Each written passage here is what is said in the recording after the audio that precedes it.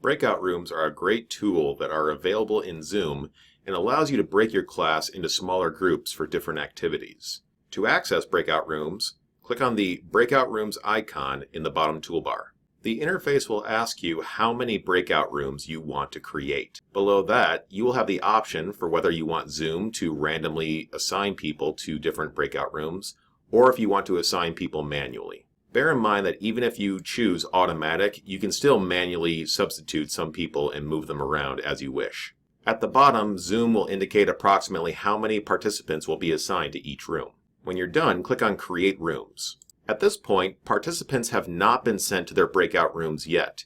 You have a few additional settings that you can manage before you actually start your breakout rooms. First, you'll see a listing for each breakout room, which you can rename or delete. Within the breakout rooms, you'll see a listing of who is currently assigned to be in those rooms. If you want, you can either move someone to a different room. You can also exchange someone for someone else in a different room. In the bottom left, you can click Recreate if you want to redo your breakout room distribution. Next to that, several very useful options are available for your breakout rooms. The first checkbox allows you to automatically push students into their breakout rooms without them having to click anything.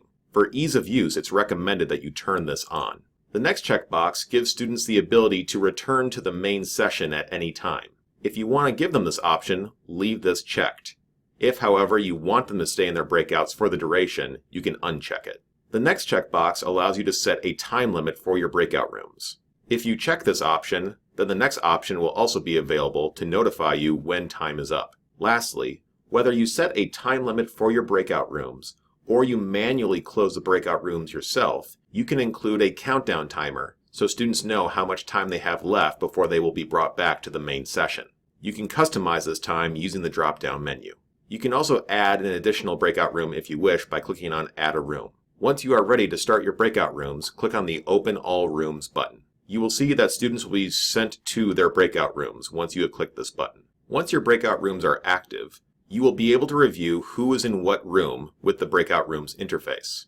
If you set a time limit, you will see the time tick down at the very top of this interface. If you would like to visit different breakout rooms, you can simply click on the Join button for a particular room. When you join a breakout room, it will take you out of the main session and send you into that breakout room. Be aware that much of the same functionality is available in breakout rooms as is available in the main session, though not all tools are available. To leave a breakout room, simply click on the Leave Room button in the bottom right, which will bring you back to the main session.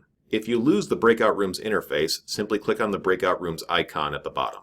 You can also send a text-based message to all of the breakout rooms from the main session by clicking on Broadcast a Message to All in the bottom left. To manually end the breakout rooms, click on the Close All Rooms button in the bottom right. Be aware that if you set a countdown timer for when breakout rooms end, that timer will tick down at the bottom of the interface.